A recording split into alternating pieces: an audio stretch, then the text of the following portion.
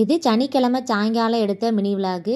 மத்தியானம் சாப்பிட்டதே பசியே எடுக்கலை, நைட்டுலாம் சாப்பிடவே வேண்டாம் அப்படின்னு சொல்லி முடிவு பண்ணிவிட்டு ஒரு காப்பியை போட்டு குடிச்சிட்டு அப்படியே கொஞ்சம் கை உதறி காதல் உதறி வாக்கிங் போயிட்டு வந்துடலாம் அப்படின்னு சொல்லிட்டு ஒரு மாதம் கழித்து ஊர்லேருந்து இப்போ தான் வெளியே போகிறேன் பார்த்துக்கோங்க.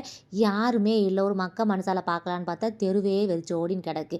ஏன்னு கேட்டால் நீ கொஞ்சம் சீக்கிரமாக வந்திருக்கணும், ஜேன்னு கூட்டம் இருந்துச்சு, நீ வந்தது ரொம்ப லேட் அப்படின்னு சொல்லி இவர் வேறு ஏசிக்கிட்டு கிடந்தாரு.